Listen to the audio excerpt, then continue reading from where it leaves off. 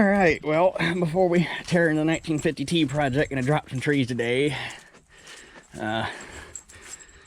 These, not this apple tree, that one's probably gonna go eventually, but I'm not worried about it today. But these two trees, technically three, because that one's a double, but those there, and then the ones back on the other side of the barn.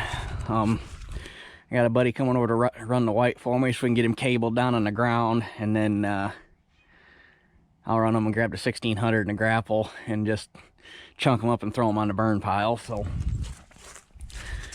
but we'll get the old white warming up. I'll just blow the damn coffee can off where I got this thing parked. It's not all that easy to get up there and get it off. I almost fell off the tractor putting it on there. Oh shit. Hold on, I forgot. The key is in the house. 1 minute. Okay, try this again. Works better when you got a key.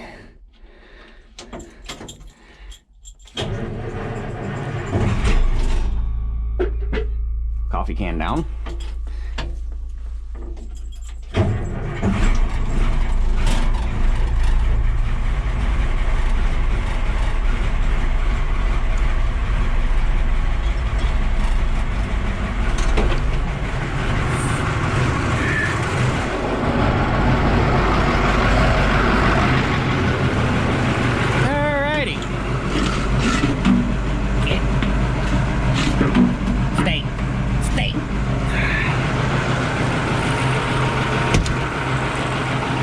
Let her warm up for a minute, and I'm gonna get the ladder out and get the cables out and get the saw out.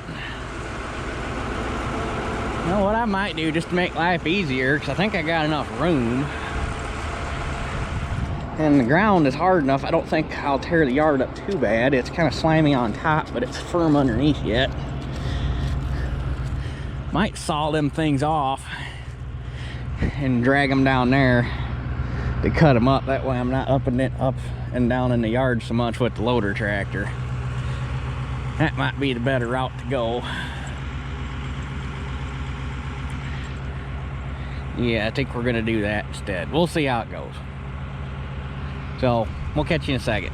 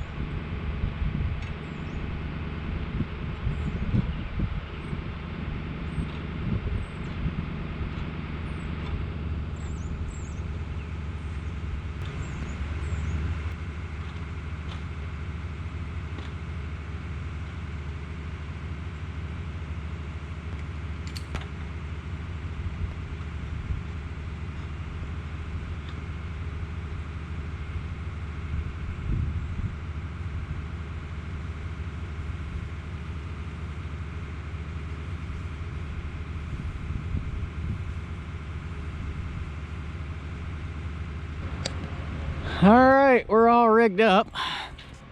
I dare say that's plenty of cable. Should be a tick over 100 foot there, I think. Used to be all one piece other than that choker. That was always a separate thing, but the Main cable used to be all one piece till somebody, wasn't me or Dad, decided it was a good idea to use an 1150 case dozer to try to cable over a tree. And turns out that I can't remember, is it a 1/2 inch cable or 5/8? I think it's half. It's 5/8. That's 5/8. Yeah. Turns out a 5/8 cable is not load rated heavy enough to handle the drawbar pull of the 1150 case dozer, and it snapped in half right there where that hook is. So Dad took it back to the cable shop and they cut the bad spot out and put a bell on one end and a hook on the other bad end, and now we got, it's a lot easier to carry this way, I'll tell you what. But anyway, just waiting on Matt. Pull this one down, now get out of the way, reset, pull that one down in 2 pieces. I'm gonna cut these things up kind of high. I'm probably gonna leave the stumps, I don't know, a little over waist high. That way, when he's got the dozer over here, he's got something to get leverage on to tip them out. Hopefully they don't push out that hard. This one should be fairly easy because all he's got to do is split it and take out the 2 halves. This one's gonna be fun to bring down, but that's why we got the cable. And I probably could have got away with a smaller tractor, but you know, you see a lot of tree cutting fail videos where they're trying to use a little freaking pickup or a little utility tractor or some shit on a tree that big, and you know, the tree's got a lot of leverage, you got a lot of weight in the top end, and if you ain't got enough weight down on that end, it really don't give a shit what's down there. It's going to drag you whatever which way it wants to go. So that's why you use something that's overkill, and then you ain't got to worry about it. So anyway, we'll catch you here in a second.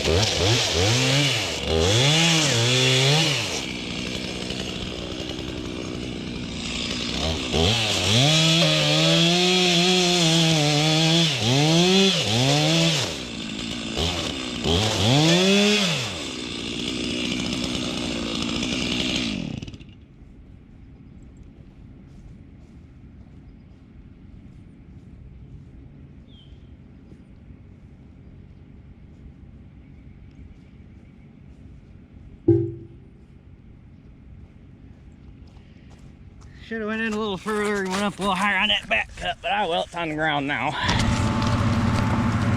Alrighty, he's dragging that one out of the way.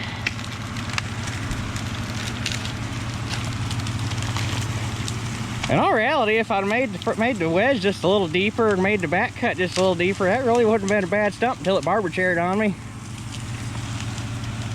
But I wanted to make sure the tractor was the one doing the pulling, just in case that thing decided to do something stupid, because there's power lines there, there's power lines there. We just don't need any mess. So anyway,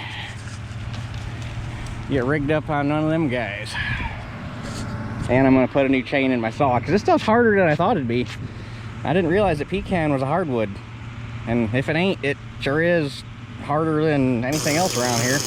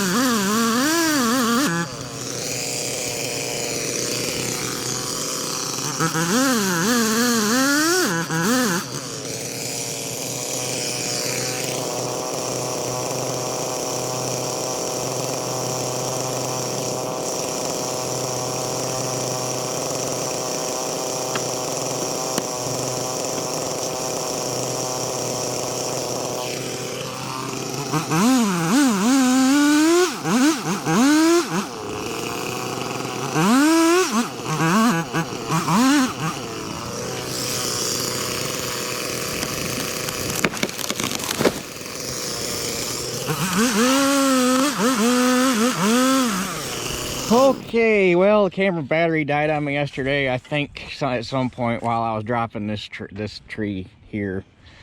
So I don't know until I go to put this video together exactly where we got cut off. But anyway, this is all cut down. I still got to buck that stump off, but I wanted to get this crap out of the way, so I had a clear shot with the saw. Obviously, my original intent was to be working on the T-engine today, but Dad is home welding pipe right now, and he's got the shop pretty well full. And to be perfectly honest, it doesn't really hurt my feelings, because today we're supposed to hit 70 degrees. And after working all winter in the shop, the thought of being inside on the first day where we're gonna surpass 60 degrees just didn't bode well with me. I'd much rather be outside today. So we're gonna finish cutting these trees up, and I'm gonna play with my Christmas present. I've got to use this thing a little. I mean, I got to use this thing a little bit. Like, I had some small limbs go down in the yard and whatnot, so rather than grabbing the Sawzall, I bucked them up with this to throw them in the fire pit. But I haven't actually really got to like use it. With the Stihl MSA 120C, which is the bigger of the homeowner versions of Stihl's electric saw or battery operated saw. I think it's like 300 bucks, 275, 300, somewhere in there. They have they have a commercial duty one that is like almost $500 for the big one. I was like, I don't need none of that, because obviously it was a Christmas. Mom, I always wait till the last minute to give Mom Christmas presents, and it bugs the ever-loving shit out of her, and she finally bugged me. So I was like, just for shits and the giggles, I was like, okay, I want one of these. So she got it for me. But the whole reason I wanted this saw was so that I could throw it in the combine, and when I'm going along tree lines or whatnot, if I'm getting in and out of fields, if I have a low-hanging limb, I could just grab that instead of having to take the mini boss and have to deal with a gas saw. Because this thing, I mean, this is so light. I mean, it's a little heavier than what you would expect, mostly because it's so long. But I mean, you could easily one-hand this thing. It's kind of nice. And I know when I mentioned getting an electric saw before, everybody was like, I should try the DeWalt, and I think Milwaukee's got one. I think actually pretty much all the power tool companies got one now, but I was like, if I get a saw, I want a Stihl. We got a dealer right here in town that's really good with service. I can just go right in there if I ever need parts or have any warranty issues or whatnot, and sometimes power tools are kind of hard to deal with. So I was like, you know what? You get a chainsaw or you get a saw, you want something that's from a saw brand.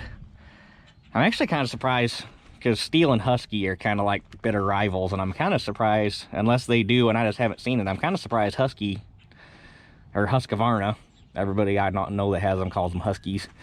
I'm just kind of surprised they don't have a battery operated saw yet, but they might, and I just haven't seen it. But anyway, that's enough of that crap. So the trees that came from up here in the corner, I'm just going to buck them up and throw them in a pile, and I'm not going to be able to get them all the way on the burn pile because right now it's sitting in the middle of a swamp and I don't want to get 1600 stuck. So I'll probably just stack the crap here somewhere, and when I finally burn this, I can throw it on with the Mini. It's a little soggy down here. But these guys, like I said yesterday, these are pecans. And I have been told, and I'm not a logger, I'm not a forestry guy, nothing like that, but I've been told that there are guys that like pecan wood for making furniture and stuff. Whether or not that's true, I don't know. I know I got several guys that are into woodworking and forestry and stuff to watch my channel, so maybe one of you guys can have some input on that and tell me for sure. But with that in mind, for right now, I'm obviously going to limb these things up. But I think what I'm going to do is buck these trunks off. Like I should be able to probably cut this one. I can lob that limb. This one actually had a branch fall off. Nope, that one's part of that branch. So I can probably lob this one, because then ain't nobody probably gonna want that splintered piece. I could probably take this trunk right up to here. And actually, this one's heavier. This one's thick enough. I could probably cut this bad section out because it only goes up to here. So I could probably cut this section out here and just get rid of that. And then this one I could probably butt clear up into right before this fork and save that section of trunk.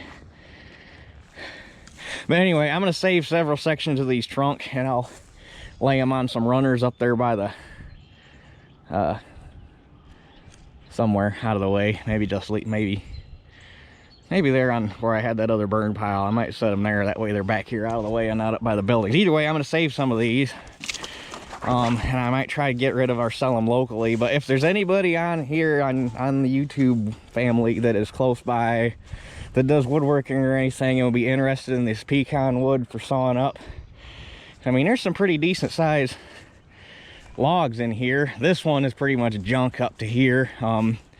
It must have been, actually I think it was a year of the summer, pretty sure it was the summer I bought my house. This tree was the one leaning that way, and this faced this way, and this limb came down in a windstorm and took my power out. So this tree is gonna only be able to buck up to here, and then the rest of it's probably junk because it forks right there. So, but anyway, if there's anybody in the YouTube world here that would be interested in these logs and is close by, like I say, I'm probably I'll buck them up into probably 10-foot chunks here, and we'll set them up here. I'll cut some limbs off that are kind of flat, and we'll lay them there so like they're up off the ground. And if there's anybody that's interested in these, wants to come get them, make me a reasonable offer, bring a trailer, we can throw them on your trailer. Because if what I've heard is true, and this is good wood for sawing up for making furniture and cabinets and projecty stuff like that, I'd rather see it go to somebody that's going to use it than throw it on a burn pile and waste it. So, and pecan wood is kind of not really common I didn't even know that pecan trees would grow here in the Midwest. So like I say, if anybody's interested in these logs, let me know in the comments. We'll figure out how to get a hold of you. Shoot me a reasonable offer. I do not know. My ignorance is probably going to cost me some money here, but I have no clue what pecan wood is bringing. So like, make me a reasonable price per log or whatever you think it's worth. and we'll go from there. So now that that's out of the way, I gotta shed my coat because it's getting kind of warm outside.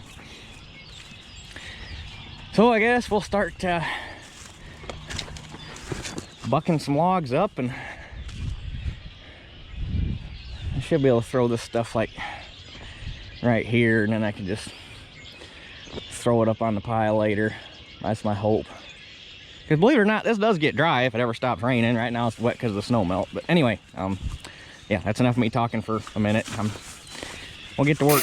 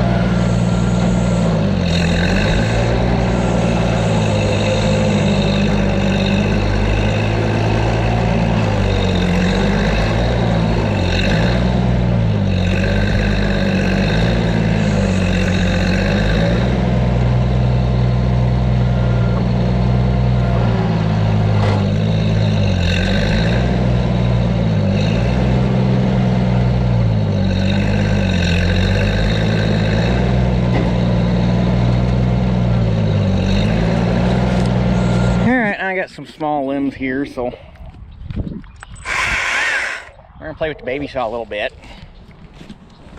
see if we can do this one-handed.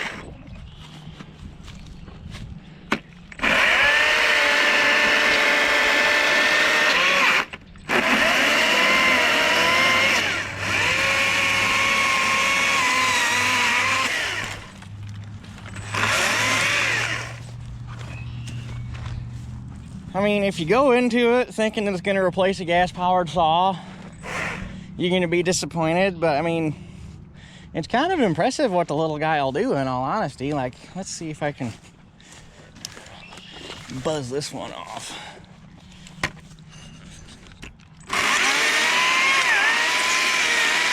And they don't cut as fast because they use the skip link like every other link chain like they use on the pole saws for the combi system and stuff.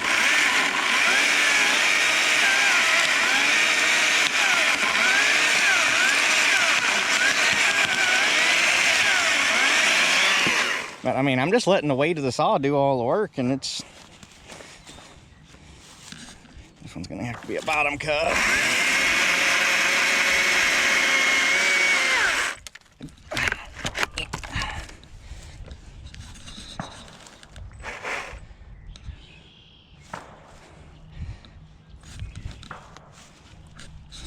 If I can do this without dropping you here. Here.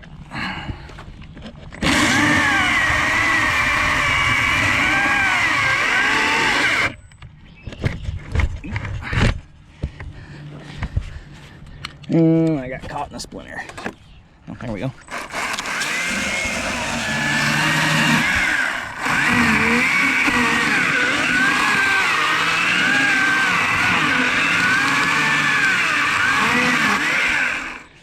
I mean, not bad for just a little guy. And they don't, I think they said the battery is supposed to be good for like 104-inch cuts or something to that effect. So, I mean, I don't know. I'm gonna run it for a little while and just see how long it gets or how long it goes before it starts getting weak. Well, I gotta say, I'm kind of impressed. I basically bucked everything on this tree that the bar could reach through, and it finally died, making that cut right there. I mean, it'll still pull the bar through little shit, but it doesn't have enough ass to pull the bar through a full length limb or a full width limb. But I cut that, I cut that one right there, I cut that. So I mean, I was pulling the bar, I was pulling the whole bar with it, and get the 12-inch bar. Just a little guy, but I'm impressed. Not bad for a little battery operated saw, I'll tell you what. Alright, I got all the pecans cleaned up, so drag this here cherry out where I can get at it.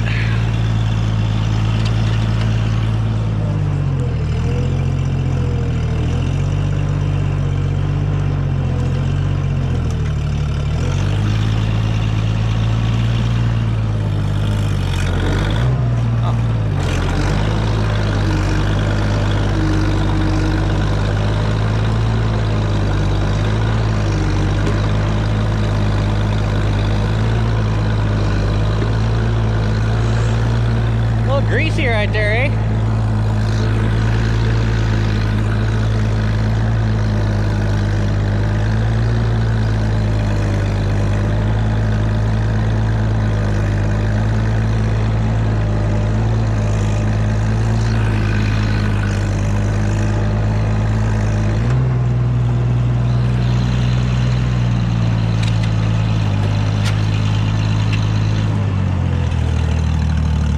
Being a cherry, I probably want to cut a couple logs out of this trunk too, huh? Black cherry, so should be able to cut it there and then have that, or leave it in one piece. I'll leave it in one piece. I'll cut it right there behind that fork, and I'll leave that in one piece. And if somebody wants it, they can decide how long they want to cut it.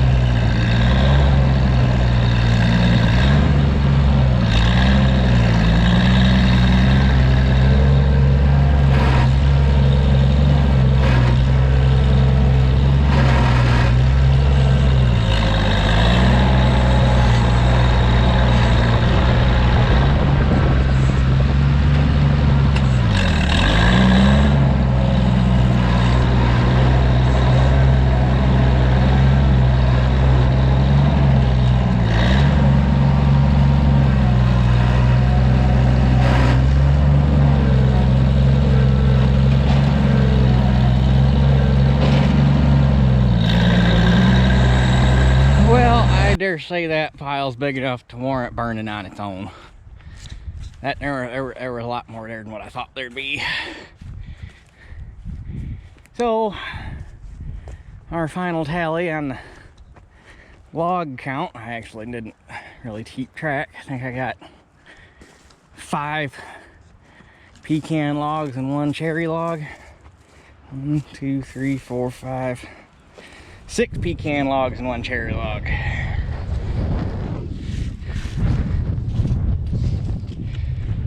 So, like I say, you guys will get first dibs. If there's anybody on here that watches this that's interested in these logs, let me know. We'll figure something out. I can load them for you if you want to come get them, or whatever we do. So there's that.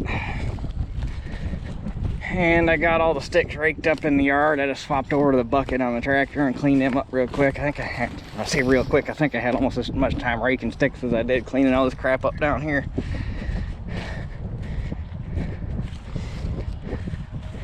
But real quick, I want to touch on I got probably some of the best advice I've ever had on a comment on a video, on the engine parts video I just put up 2 days ago, whenever the hell it was. So had a guy, been subscribed for a long time, I think, I don't know. I've seen him around for a while. And one day this summer, I explained something about how I figure the cost of cultivating corn versus, you know, anything else with spraying or whatever. And he did not like necessarily how I explained it. And he thought it was naive of me to think that way. And he said that because I thought that way, I must just be a hobby farmer.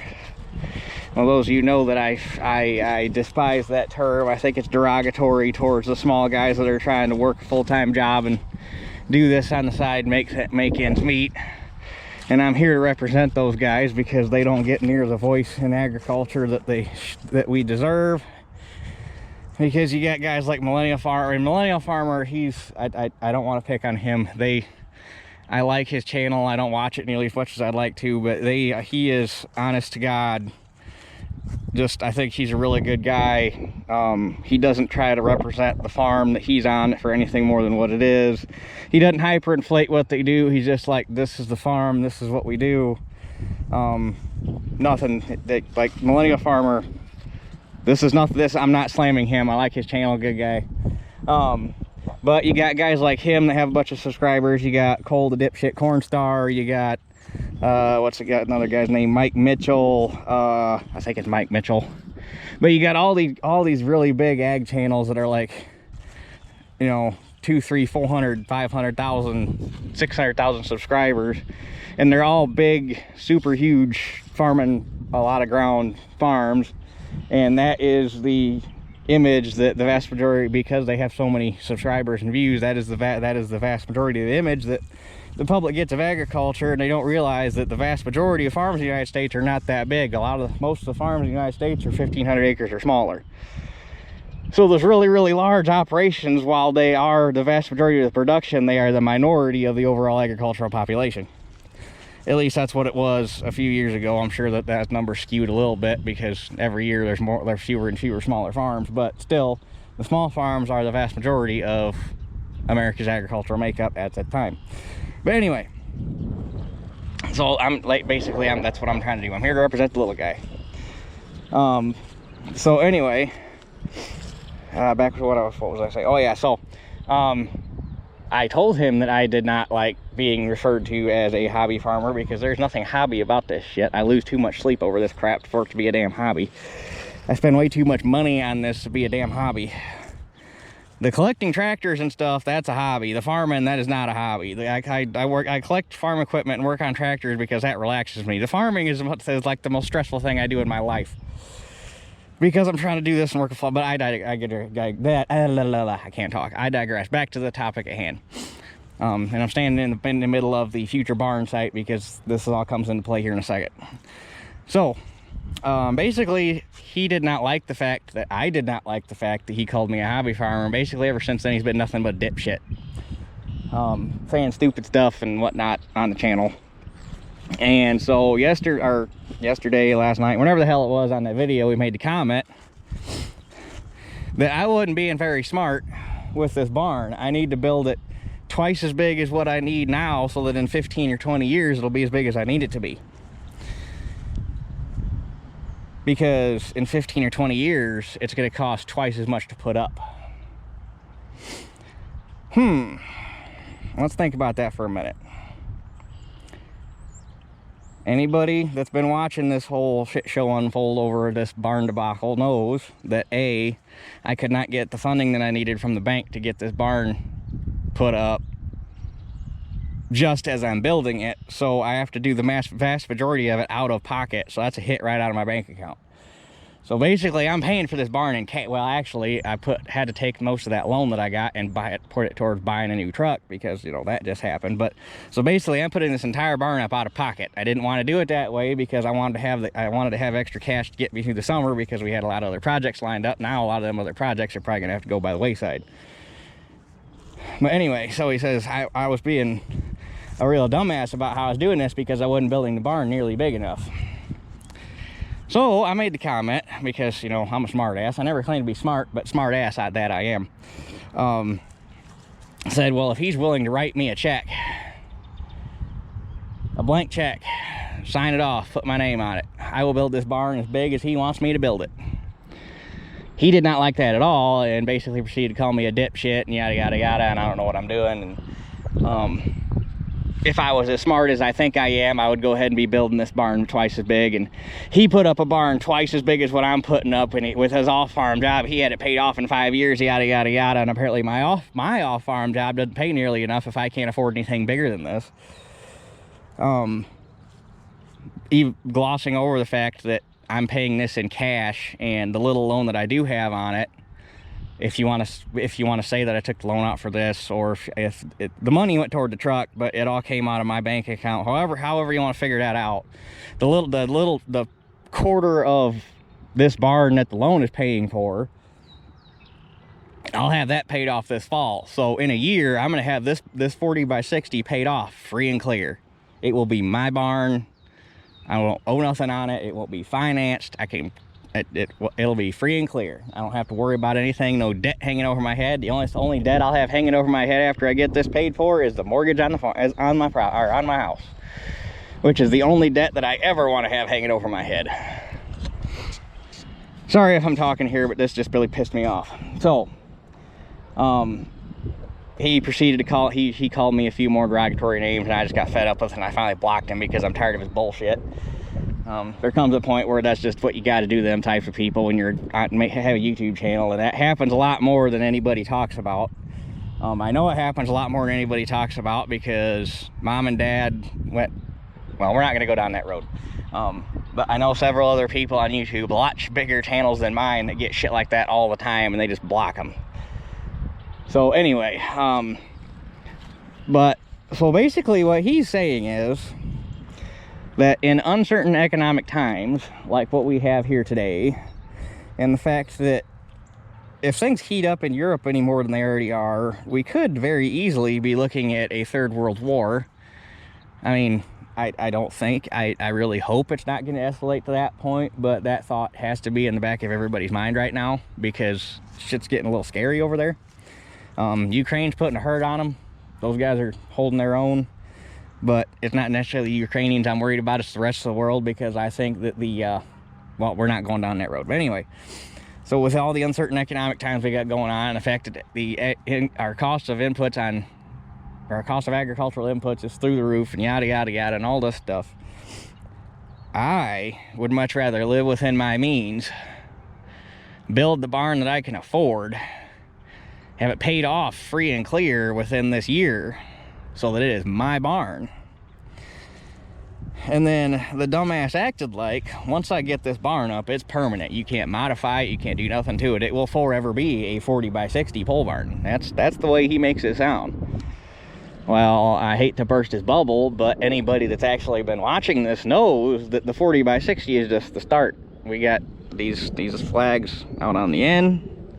That's gonna mark the 20 by 60 lean-tos. So now all of a sudden you got an 80 by 60 footprint, which is almost double. Actually, it is double.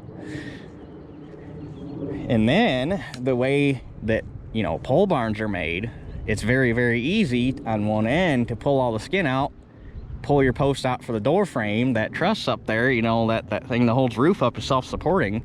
You pull all the guts out of the end wall, and then all of a sudden, the way I plan this out, I have enough room before I run into that power line right there to go 36 more feet that way with the main part of the barn.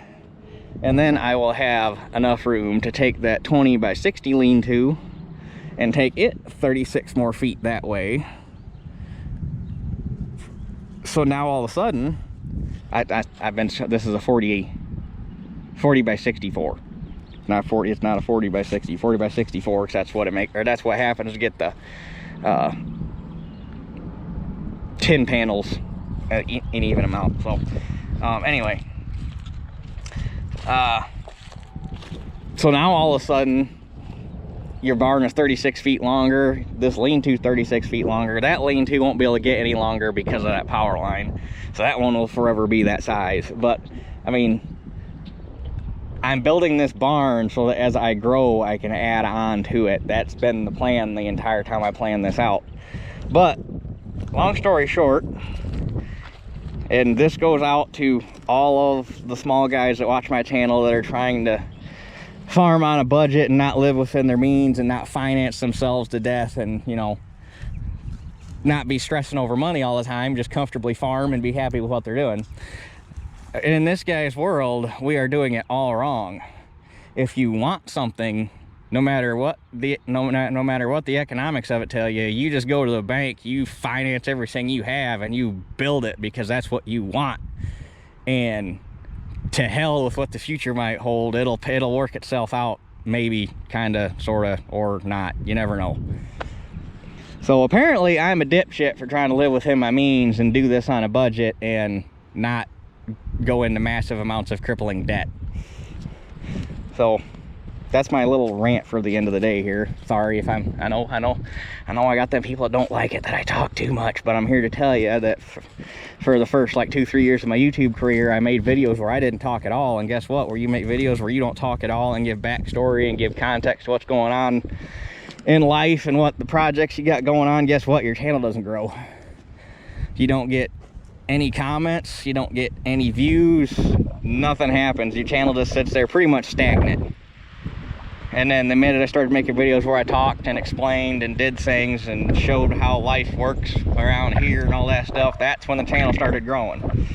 So if you're one of the minority that doesn't like how much I talk, you know, take a hike. And I know my channel is not the only one that this happens on, because anybody that might watch Farming, Fixing, and Fabricating, not too long ago, he made a video where people have been saying that on his videos. So I know it's not just my channel that this shit happens to. So it's a common thing that we content creators, as YouTube likes to call us, even though we're slaves to them because we have to do things their way or take a hike. That's just the stuff we got to deal with on a day-to-day basis. But I don't want that to sound like I'm bitching, because like 99.99999% of you guys are awesome, and you just show up and you watch and you leave your comments, and, you know, you're along for the ride, and I appreciate that. And as long as guys like that keep showing up, the trolls will keep making fun of and keep kicking out, and, you know, you're never going to get rid of them, so you got to learn to live with them and deal with them. And to tell you the truth, I kind of enjoy when they show up and they do something really, really stupid, and I can pin the comment, because I don't even really have to say anything stupid to them. I just pin the comment and let you guys take care of it. And reading some of the stuff that you guys put on there, you guys are brutal, and it makes me laugh, and it's a good time. So anyway, this video's gotten long enough. It's probably well over an hour by now, but I should be able to edit most of that down. So I had to run the tractor home and get some stuff taken care of, see how Teeter Pup's doing, because Mom and Dad been babysitting her. So I guess that's it for this one, and we'll catch you guys on the next one.